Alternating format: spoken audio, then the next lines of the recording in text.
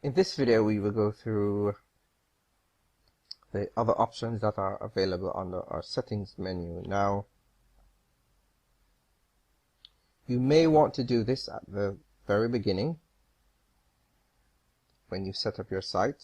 Now, I've chosen to do this after we've created some content so that you can see the difference, once you have changed some of these settings.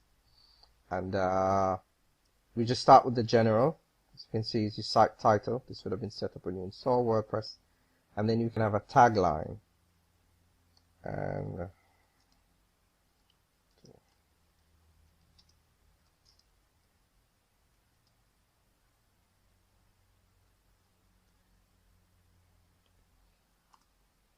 okay, so if we go back to our main site, you will see that's going to change the information here, which is the name of the site. And you see it says just another WordPress site. Of course, you don't want your site to say that. And so that tagline will change that. For your WordPress address URL, and if you just basically read what it says here, is enter just here if you want your site homepage to be different from the directory you install WordPress. So if you want to go ahead and change this, I really don't suggest that you mess about with this unless you know what you're doing. Okay, and just some more options to change, which are your contact email address, membership, anyone can register, it's totally up to you. The time zone, and this will of course affect your posts. Whenever you make posts, then there's usually a timestamp as to when the posts have been created, and also when there are comments made on your site, and just other general information that may be affected by time. You can just customize this, enter your time zone, the date format, time, and the day that the week starts on. Okay, and remember to save changes. And just remember, not all of these settings you'll be able to see the immediate effect of. If we go back to our home page and we refresh, now you will see that now it says WP Video Sidekick, how to become a WP Pro. And just keep in mind that if you use something like a header or a logo, then in some themes that information may be removed, or you may have the option to keep the text as an overlay on your logo or header. So the setting here is writing,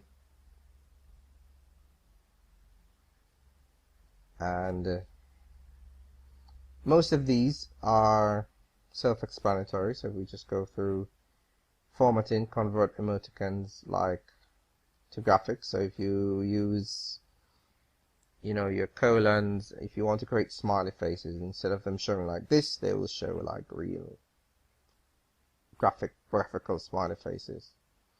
And I'm just going to quickly go through these. Default post category. So if you wanted to change the default category so that, say for example, if most of my posts were going to be about football, and I could change this, so instead of having to change it each time I create a post, then that will be the case. And the same goes for the post format. If you have a video blogger, for example, and most of your posts are going to be video, you could set the standard post format to video. Alright, and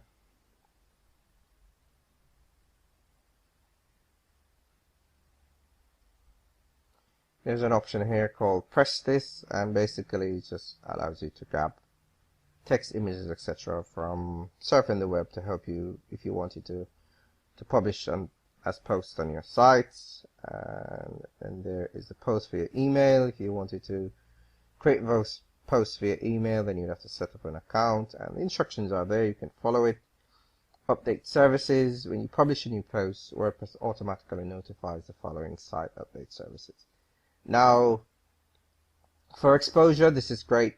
Basically, your posts, etc., will go through Ping-O-Matic, rpc.ping-o-matic, and this just notifies of the sites, search engines, that you have new content, and it helps to get your posts and pages indexed in search engines and builds exposure for your site. Okay, and okay, the next set of settings. Okay, we already looked at the reading settings, so we can go ahead and take a look at the discussion settings, because we looked at the reading settings when we were looking at configuring our blog as a static site or a blog. Okay, so for default article settings under discussion, this controls basically comments and trackbacks and spam on your site. So you should pay attention to this if you're going to allow comments on your site. Attempt to notify any blogs linked from the article, and basically if you link to a site, another site, when you make posts or pages, then WordPress will basically notify these sites. It's basically self-explanatory. We want to allow link notifications from other blogs, it's pingbacks and trackbacks. And basically what will happen is if other websites link to your site, then you would receive a notification similar to when a comment is left, and if you accept the pingbacks or trackbacks, then this will be displayed on the particular post or page that has been linked to say that another site has linked to it. And basically you can, this next option, allow people to post comments on new articles. If you untick this box, then basically you are disallowing comments on your website. And it does say that these settings may be overridden for individual articles. So you could set it generally here, but for specific articles you could change this. And basically you can just go through these. Comment author must fill out name and email, which you want to do. Users must be registered and logged into comment. Automatically close comments on articles after 14 days. You can change the amount of time for this. Enable threaded nested comments, and this will basically affect whether your comments on your site, if you have a lot of comments, will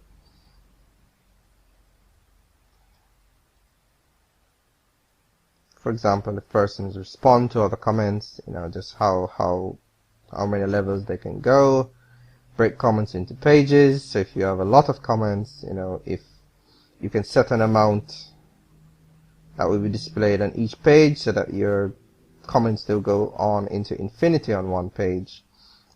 They will be broken up into separate pages, and then you can display the order for comments, whether older comments or newer comments are shown first. And you can opt to receive a notification whenever anyone posts a comment, and if you get a lot of comments on your site, I will warn you, you will get a lot of notifications. But if you want to control spam, then it's something you will have to look into. And the next option is to comment. Email me whenever a comment is held for moderation, and before a comment appears, comment must be manually approved. Comment author must have a previous approved comment. Now you really have the option to just customize these, allow, disallow. Hold a comment in the queue if it contains 2 or more links. So generally a lot of persons will place comments on your site to get backlinks to their site.